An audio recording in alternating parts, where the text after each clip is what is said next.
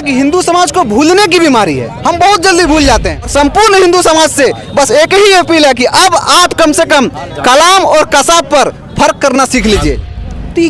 इसकी जितनी आलोचना होगी कम है और उसको फांसी नहीं। हमारे भारत में हिंदू मुस्लिम में कहीं कोई फूट तो नहीं डालने का काम कर रहे कि यहाँ लड़ते रहे हिंदू मुस्लिम, पाकिस्तान को फायदा हो।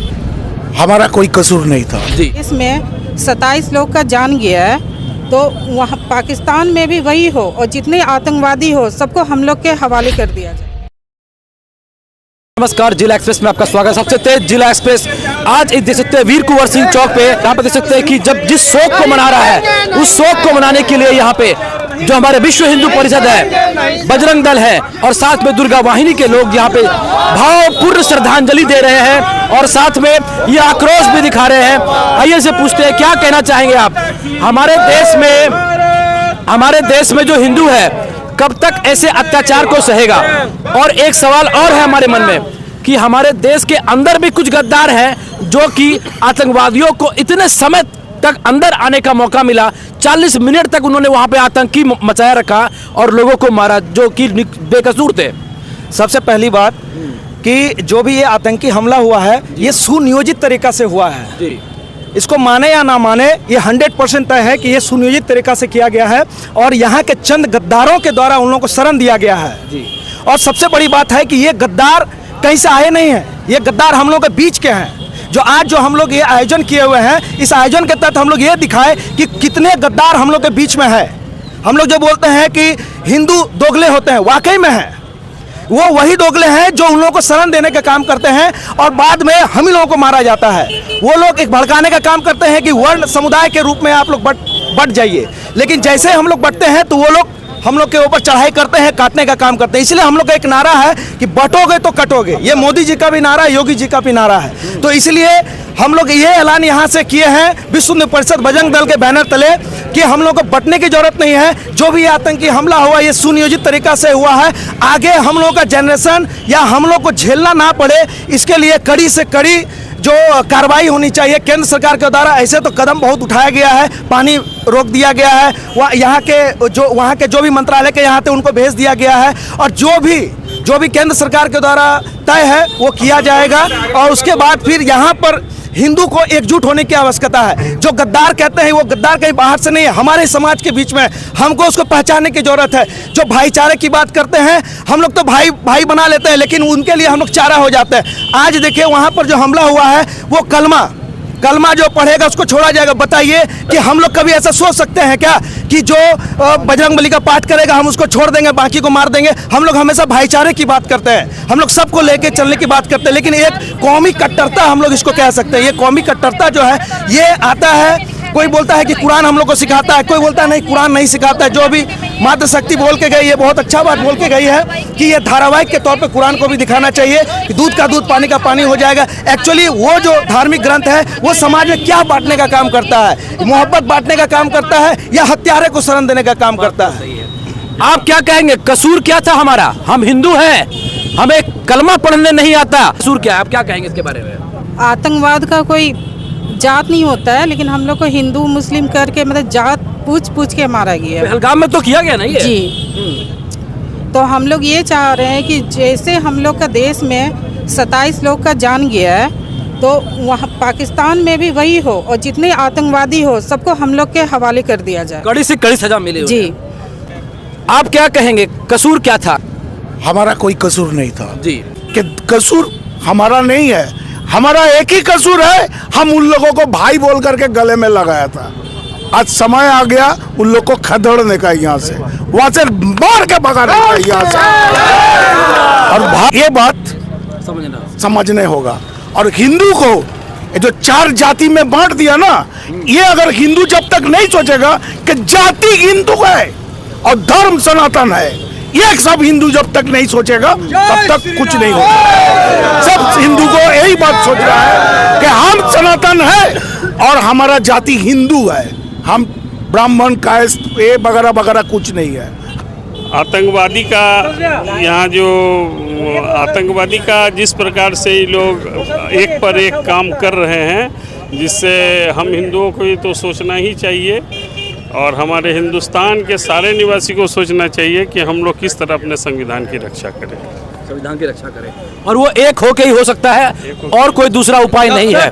आज हमारे देश में जो कश्मीर में जो घटना भी वो शर्मनाक तो है ही, हमारा जो मुर्शिदाबाद में जो घटना हो रहा है वो क्या हो रहा है, वहाँ भी यही घटना हो रही है। एक एक हिंदुओं को मारा जा रहा है, एक एक व्यक्ति, एक एक महिला, एक एक पुरुष को मारा जा रहा है। सब पीड़ित है, क्या कहेंगे? आतंकवादी जिसको ट्रेनिंग दिया जाता है पाकिस्तान में, वो आकर के बैठे बैठे गोली मार देता है। तो इसकी जितनी आलोचना होगी कम है। और उसको फांसी नहीं, फांसी से भी कोई बड़ा चौराहे पर उसको एक हाथ काटिए, कभी दूसरा हाथ काटिए, कभी पैर काटिए, तड़पा तड़पा के मारना चाहिए। कड़ी से कड़ी सजा मिलनी चाहिए। तड़पा तड़पा। हाँ, ये पुलवामा की जो घटना हुई है, ये हमारे देश के 28 नागरिकों की सिर्फ हत्या नहीं है, ये हमारे भारत माता के सीने में गोली मारा गया है। और ये अब हिंदुस्तान बर्दाश्त करने योग्य नहीं है, हिंदुस्तान बर्दाश्त नहीं करेगी। ये नया भारत है, मोदी की सरकार है और आने वाला समय हम आग्रह करेंगे देशवासी से कि एकजुट रहें और ऐसे शक्तियों का पुरजोर विरोध करें जो कि देश विरोधी शक्ति है और हमारे देश को बर्बाद करने पर तुले हुए हैं। आतंकवादी का कोई धर्म नहीं कहा जाता था पहले, पर यहाँ पे उन्होंने हिंदू को चुन चुन के मारा। अब मैं क्या कहूँगा कि आतंकवादी हमारे भारत में हिंदू मुस्लिम में कहीं कोई फूट तो नहीं डालने का काम कर रहे कि यहाँ लड़ते रहे हिंदू मुस्लिम, पाकिस्तान को फायदा हो कि हम यहाँ पे मुस्लिम को ठहराते रहे दोषी कि मुस्लिम खराब है, बट वहाँ पे आतंकवादी वो पाकिस्तानी थे एक्चुअली। क्या कहेंगे इसके बारे में? अभी यहाँ पे जो लोग हैं, है ना, जो कहते हैं कि नहीं कुछ अच्छे मुसलमान भी होते हैं, खराब मुसलमान भी होते हैं, बिल्कुल सही बात है, अच्छे मुसलमान होते हैं, है ना। तो अब ये हिंदुओं को ये फर्क समझना पड़ेगा कि कलाम और कसाब, है ना, हमारे लिए जो है वो कलाम और कसाब, ये दोनों में अंतर फर्क करना पड़ेगा कि कलाम कौन है और कसाब कौन है ना। कलाम और कसाब में जब हिंदू समाज ये फर्क समझ जाएगा तो फिर सारा का सारा झंझट खत्म हो जाएगा। और ये किसी सरकार पर दोष देना, है ना, किसी स्थान पर दोष देना, सेना पर दोष देना, उससे पहले हिंदू समाज को अपने आप को दोष देना पड़ेगा कि आखिर हमारी जनसंख्या हम 80% हैं और हर बार हम ही मारे जाते हैं, ऐसा क्यों?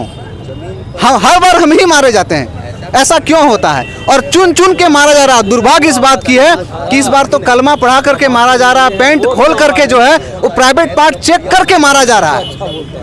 आखिर ऐसा क्यों हो रहा है? ये हिंदू समाज को स्वयं चिंतन करने की आवश्यकता है, ठीक है ना। और दूसरी बात, अब हिंदू समाज के जो अपने छुपे हुए गद्दार हैं, हिंदू समाज में जो छुपे हुए गद्दार हैं, उनको पहचानने की आवश्यकता है, जिनका नाम तो हिंदू रहता है लेकिन काम पूर्णतः हिंदू समाज के विरुद्ध में ही करता है ना। अभी कुछ दिन पहले ही घटना मुर्शिदाबाद में घटी, है ना।